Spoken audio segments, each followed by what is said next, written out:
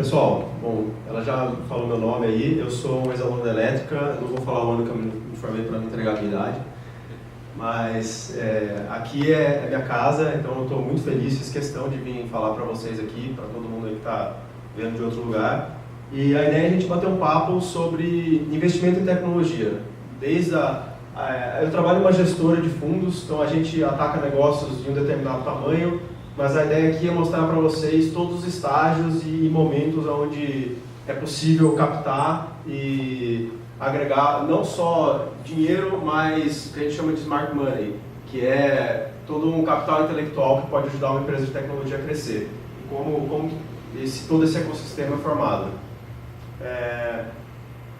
A gente chama de venture capital, ou capital de risco. É uma palavra muito usada aí no mundo inteiro, mas a maioria das pessoas não entende o que significa isso. Isso é mercado financeiro, isso é tecnologia, isso é ex-empreendedor que ficou milionário e resolveu investir em outras empresas. O que é venture capital? É difícil descrever em uma palavra, mas eu acho que essa frase é a que faz mais sentido para mim. Então, são fundos de investimento que aportam capital dos seus cotistas em empresas com alto potencial de retorno financeiro e, com isso, alto risco. Eu vou desenhar uma estrutura aqui para tentar exemplificar para vocês. O que é cotista, o que é gestora, o que é capital empreendedor. A gente vai falar um monte de palavra aí que provavelmente não é do mundo de vocês, e qualquer dúvida que vocês tiverem, levanta a mão. Acho que a ideia é isso aqui ser um bate-papo também, não só uma apresentação. Como que funciona esse mundo? A gente tem, em um lado do ecossistema, uma startup, uma empresa de tecnologia. Por exemplo, vocês se formam aí, um cara bom pra caramba em hardware, super técnico, descobriu uma maneira de fazer predição de pragas em cana-de-açúcar usando um software mega disruptivo, e você percebe que isso tem um valor, que você tem um capital intelectual muito forte na sua mão e você não tem dinheiro nem estrutura para tornar esse negócio uma empresa de grande relevância. Então você vai no mercado buscar capital. Como que você pode buscar capital no mercado? Você pode usar financiamento do banco,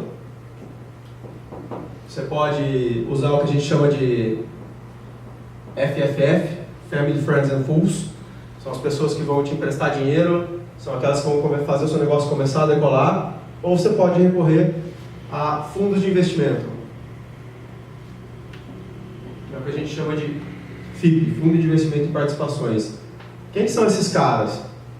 Um FIP ele é um veículo de investimento. Assim como você tem um CDB, uma poupança, ele é um produto financeiro.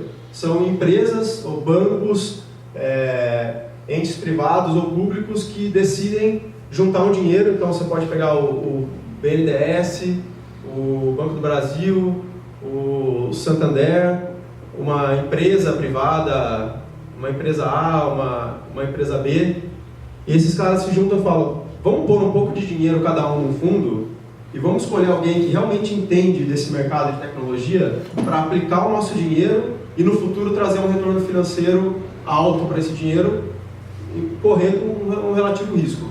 Então o que esses caras fazem? Esse cara aqui vem e coloca 60 milhões no fundo, esse cara coloca 10, esse cara coloca 20, esse cara coloca 10, esse cara coloca 30. Então eles formam um fundo de investimento, onde eles são os donos do dinheiro. Eles procuram um cara no mercado que vai aplicar esse dinheiro para eles, que é onde a empresa que eu trabalho atua. Nós somos uma gestora de fundos de investimento, então a gente não faz investimento próprio, a gente gera o dinheiro dos outros. Então a Incide é um escritório formado por pessoas multidisciplinares. Então, tem caras como eu, formado em engenharia, que tem uma visão tecnológica / financeira de mercado. Tem caras ex-empreendedores, tem caras do mercado financeiro. Todos esses caras têm um objetivo em comum. Todos adoram tecnologia e todos adoram investimento. Então, esses caras são experts em encontrar startups como essa aqui que está buscando investimento. Então, a gente roda o Brasil inteiro, caçando essas empresas e tentando entender se essa empresa tem o potencial de trazer um retorno que esse cara busca. Então, a gente... Desculpa a minha letra, tá? A gente é uma gestora. A gente pega o capital desse cara, desse fundo aqui, e aplica nessas empresas, com o intuito de fazer elas crescerem. Essa é a ideia. Então a gente vai encontrar a startup A, a startup B, a C, a D, e vai pegando esse capital e vai injetando nessas empresas, em troca de uma participação delas. Então essa é a ideia. Eu vim aqui para a startup do João e falo, olha João, você tem uma tecnologia muito legal, eu acho que para a gente tornar essa empresa uma empresa relevante no futuro, onde a gente vai vender ela por 500 milhões de reais, a gente precisa colocar 5 milhões agora, seguir esse determinado plano de investimento, e daqui a 5 anos a gente vai vender para o player estratégico internacional X e vai multiplicar por 10 o investimento que a gente fez. E para isso eu quero comprar 30% da sua empresa pelos 5 milhões que eu vou colocar agora. Essa é a ideia. Então a gente vai comprando participação nessas empresas e vai entrando não só com capital, mas com governança. Essa é a nossa expertise. A gente compra essas empresas para profissionalizar elas. A ideia é pegar um corpo técnico que entende muito de tecnologia e trazer toda a expertise de mercado, networking, tudo que vem além do capital para fazer essa empresa virar algo gigante, virar um unicórnio. Esse é o nosso sonho. A gente não conseguiu encontrar ainda, mas a gente vai encontrar. Essa é mais ou menos a estrutura da gestora.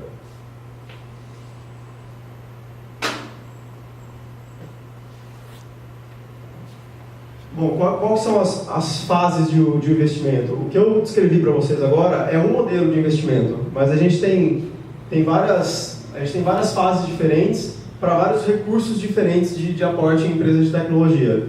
Na verdade, isso serve para qualquer empresa, mas empresas de tecnologia têm uma certa facilidade pelo sua barreira de entrada, sua capacidade de disrupção. Então, você tem uma empresa aqui que a gente chama de primeira fase. É uma empresa que acabou de nascer. Ela está dentro de uma aceleradora, dentro de uma incubadora. Ela não tem produto, ela tem uma ideia, mas ela tem uma ideia relevante. Essa empresa, ela normalmente capta de família, ela capta de cheques pequenos, de conhecidos, e ela começa a desenvolver o produto dela até ela chegar na fase 2, que é uma prova de conceito. Aí ela já não tem mais só uma ideia na mão. Ela tem uma ideia, ela tem um produto desenhado, ela tem algo que foi além só de um PowerPoint. Nesse caso, a gente chama de seed round ou angel round. Normalmente são pessoas de mercado, por exemplo, um ex-empreendedor que já viveu esse ciclo todo de empreender e vender a empresa dele, e hoje ele olha para uma startup e fala, olha, acho que esses caras têm um potencial de ser muito grande, eu vou escrever um cheque para eles. Em vez de ele colocar um valor como a gente coloca de 5, 10 milhões, ele põe 200 mil reais. Ele aposta numa ideia, em troca de um equity da empresa também. Depois dessa fase, a empresa chega no que a gente chama de Venture Capital, que é onde a gente atua. Ela já não é mais uma ideia, ela já passou daquele protótipo, daquele produto que teve uma pequena aderência de mercado e ela já está faturando, ela já está vendendo, ela já tem um nível de maturidade um pouco maior, mas ela não tem aderência de mercado.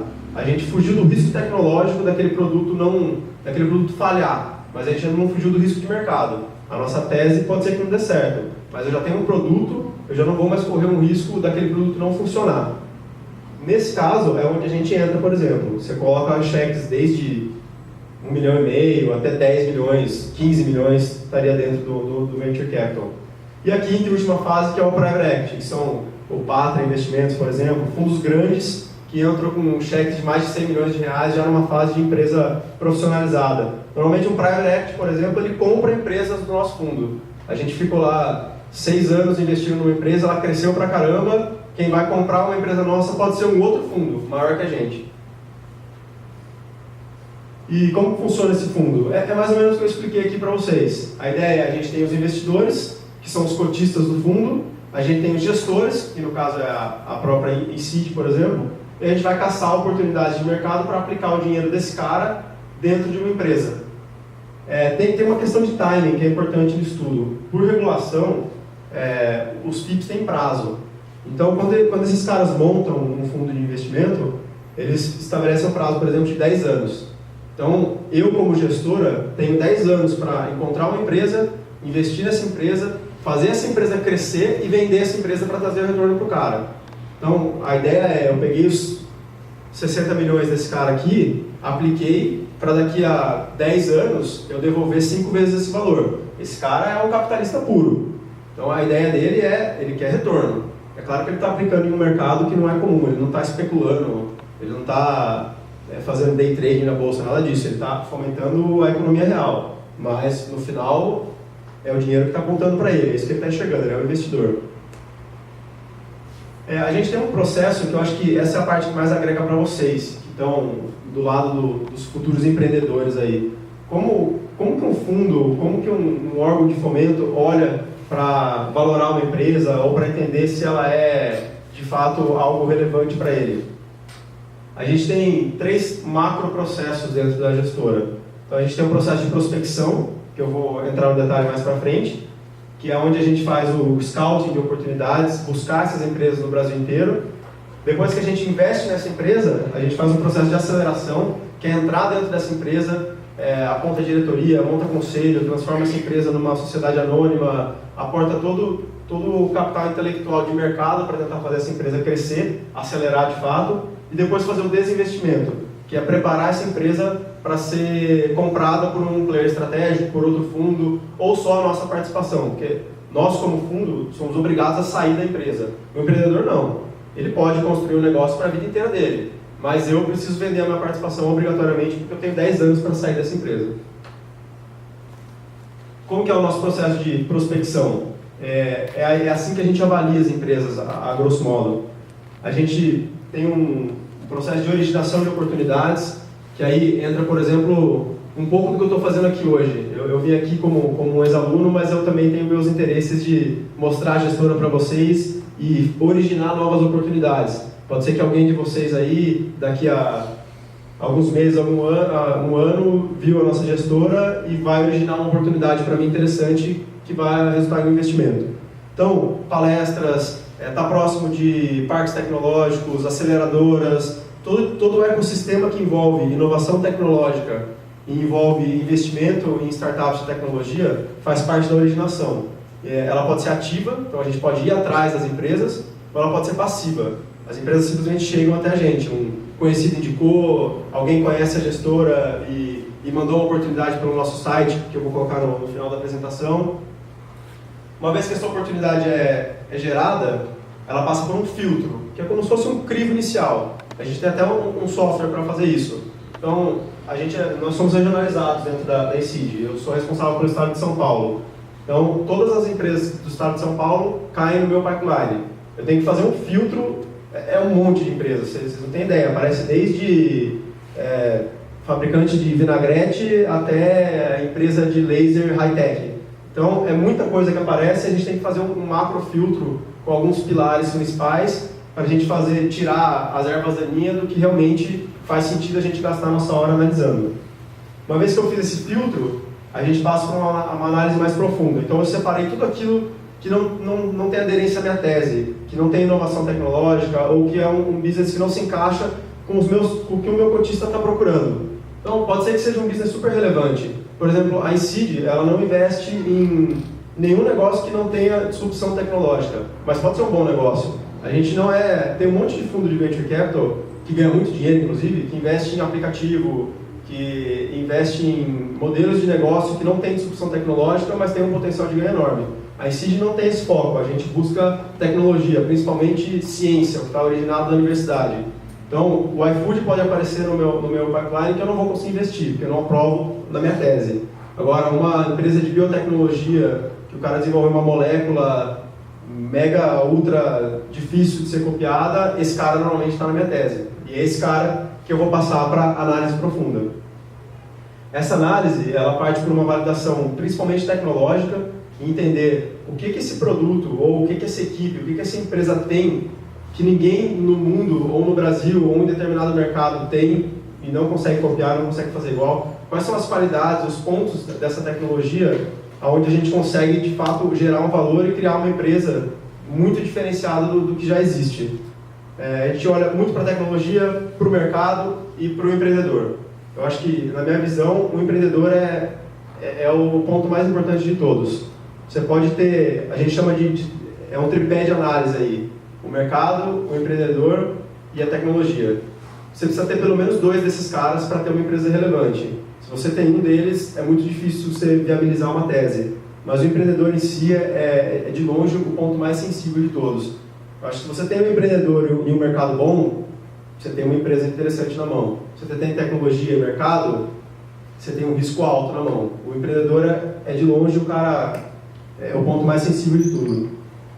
Uma vez que a gente mergulhou em cima de validação de tecnologia, validação de modelo de negócio, de mercado, potencial de crescimento, enfim, de inúmeras variáveis que a gente analisa para ver se aquela empresa de fato pode ser única dentro daquele determinado segmento, a gente passa por um comitê interno de investimento, que os sócios da nossa gestora vão analisar aquela oportunidade, com a visão deles de anos fazendo isso, de alguns até décadas, e vão aprovar ou não. Falar, olha, Gustavo, legal, a oportunidade que você trouxe, que vocês analisaram aí, tem muito sentido, bola para frente, vamos tocar para investimento. Aí a gente começa a fase de projeto de investimento.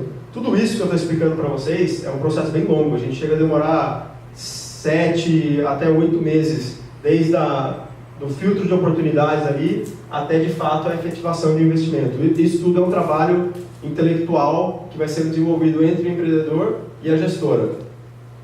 No projeto de investimento, a gente senta com a empresa, depois de ter feito todo esse namoro aí de meses, a gente senta com a empresa e começa a montar uma tese. Qual que é a ideia desse projeto? Eu tento enxergar como que essa empresa vai estar daqui a pelo menos uns 5 anos. E aí é literalmente um detalhe, eu vou projetar o mês a mês dessa empresa por 5 anos. Quanto que eu vou estar faturando, quanto que eu vou gastar de conta de energia elétrica, quantas canetas eu vou comprar em fevereiro de 2019, vai estar dentro desse projeto.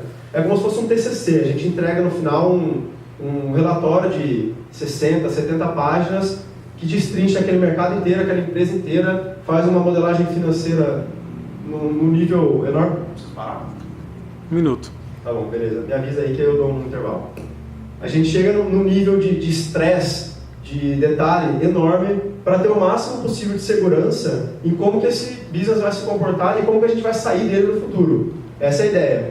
Uma vez que eu aprovo esse projeto de investimento, a gente apresenta a empresa para os cotistas, que são quem no final vão dar o ok ou não ok para colocar o dinheiro deles na empresa. Uma vez que é aprovado, a gente efetiva o investimento e passa para aquela fase de aceleração. Aqui tem um pouco mais de detalhe de como funciona o processo de prospecção, mas não foge muito do que a gente falou. Esse slide é interessante.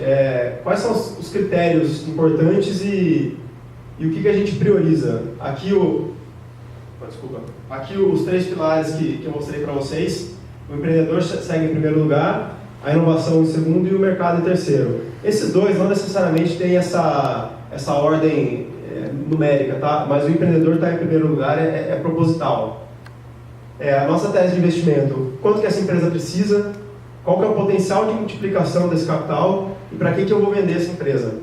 Para o empreendedor, esse último ponto aqui não necessariamente pode estar na ideia de futuro dele, mas para a gente isso é muito importante. Quanto que essa empresa precisa de dinheiro, precisa estar dentro do cheque para conseguir escrever. Qual que é o potencial de multiplicação desse capital? Quanto que eu consigo trazer de retorno para o meu cotista, também é extremamente importante para mim. E qual que é a estratégia de saída? Para quem que eu vou vender essa empresa no futuro? Se eu não tiver para quem vender, eu não consigo aportar o meu dinheiro. O empreendedor. O que a gente busca no empreendedor? Primeiro e assim, principal, alinhamento de visão. Esse cara tem que estar comprado na nossa tese, ele tem que estar junto com a gente na ideia de construir o negócio naquele determinado caminho, ele tem que entender que a gente vai sair desse negócio em determinado momento, que a ideia é correr os riscos que a gente optou junto com esse risco. Ele tem que ter o mesmo propósito que a gente. Se a gente não tiver gestora e empreendedor-chave alinhado em visão de negócio e propósito desse negócio, a chance de a gente ter uma briga societária no futuro é grande. E a pior coisa que pode acontecer num casamento desse é uma briga. A inovação. A gente tem algumas palavras-chave aqui que eu acho que são importantes, que é barreira de entrada e benefício ao cliente, mas barreira de entrada é uma coisa muito relevante para a gente. Eu não posso, como a gente está investindo dinheiro em empresas que estão começando, o risco dessas empresas falharem é enorme. A gente tem algumas estatísticas que são bem chocantes em termos de mercado. Por exemplo, de todo aquele processo de prospecção que a gente faz, 2% é a nossa taxa de conversão. Então, de cada 100 empresas que eu perco meu tempo analisando, eu consigo investir em 2. É muito difícil, dá muito trabalho, mas essas 2 empresas que a gente investe, a nossa crença que elas vão ter um retorno e vão ser empresas extremamente relevantes é enorme. E por que a palavra barreira de entrada tem a ver com isso? Porque é isso que a gente está buscando. Eu não consigo investir em uma empresa que eu tenho 10 concorrentes que fazem a mesma coisa que ela, ou uma empresa de tecnologia, um hardware, por exemplo, que eu sei que a Siemens em 5 meses, colocando uma equipe de engenharia, vai construir um negócio igual e vai matar meu mercado. Então, o que a gente busca são negócios que têm uma barreira de entrada extremamente relevante. E é por isso que a gente busca dentro de universidades, dentro de parques tecnológicos, onde estão as pessoas capazes de gerar essa tecnologia, capazes de criar esses modelos de negócio. O mercado. Quais são as grandes tendências que a gente busca em termos de... Quais são os grandes pontos de regulação? A gente cansou de encontrar negócios extremamente relevantes em mercados difíceis, muito regulados, ou pouco regulados, né? Tem um lado... Os 2 extremos são ruins. Então, você tem alguns pontos, isso tudo é parte da nossa análise, tá? Quais são os concorrentes, novos entrantes, qual que é a dificuldade de um novo entrante fazer algo similar. Se eu tenho uma empresa de tecnologia hoje, qual que é a dificuldade de um de vocês aí se formar e montar uma empresa tão relevante quanto em minutos. Tudo isso a gente tem que analisar no micro. Agora eu vou falar um pouco da Incide, que costura bem esse contexto que eu estou mostrando para vocês. Qual que é o nosso foco hoje? A gente busca empresas com uma receita anual de até 40 milhões de reais. A gente investe em empresas desde um faturamento mínimo, ela pode ter emitido a primeira nota fiscal dela há um mês, que ela já está apta a ser investida para a gente. A gente só não consegue investir em empresas que não faturaram ainda, a gente não consegue investir em ideias. A gente precisa investir em uma empresa, um CNPJ, um produto de fato no mercado que foi vendido para alguém. Desde, uma média, 1 milhão de reais no último ano de faturamento até 20 milhões de reais no último ano é o range de empresas que a gente investe hoje. A gente tem 2 fundos abertos para investimento hoje. O FIMA, que é um fundo de investimento em meio ambiente, ele foi fechado no final do ano passado, mas a gente ainda tem algumas empresas para serem analisadas em processo de due diligence, por isso que eu deixei ele aberto aí. E o Criatec 3, que é um fundo de inovação em tecnologia. O Criatec 3, a tese de investimento dele é 100% focado em inovação tecnológica. E é por isso que a gente não consegue investir em aplicativo de celular, por exemplo. A não ser que esse aplicativo tenha uma inovação muito disruptiva, uma barreira de entrada ou uma proteção intelectual, que eu não consigo mencionar agora, mas que seja muito difícil de alguém fazer aquilo. Mas a ideia aqui é biotecnologia, novos materiais, software, hardware, tudo que a gente consiga de alguma maneira proteger essa propriedade intelectual. E o FIMA ele tem uma pegada mais de meio ambiente. Ele é um fundo de inovação, mas o core business dele é meio ambiente. São 165 milhões do FIMA e 210 milhões do Criatec. Isso quer dizer que a gente tem, no caso do Criatec hoje, 210 milhões de reais dentro de um fundo que a gente precisa encontrar empresas para investir. Então, o meu trabalho é desovar esses 210 milhões no máximo de empresas de tecnologia possível. Então, se vocês tiverem alguma dica, eu já fico agradecido. Qual que é o nosso foco? São empresas B2B, hard tech, que é basicamente o que eu falei para vocês. Empresas que resolvam problemas relevantes em mercados muito relevantes e com diferencial competitivo muito forte. Esse slide aqui eu acho muito legal. Essa é a famosa curva J. Eu não sei se vocês já ouviram falar dela. O que é basicamente essa curva? Aqui a gente tem as diferentes fases de um negócio e as 2 curvas, tanto de receita quanto de fluxo de caixa da empresa. O que significa isso? Quando uma empresa está no momento ainda de começar uma ideia, ela está na concepção dessa empresa, ela não tem nem receita, mas ela já tem fluxo de caixa negativo. Porque você, como empreendedor, já está colocando seu dinheiro ali, já está pedindo dinheiro para o seu pai, para o seu tio, já está gastando dinheiro e não está recebendo nada.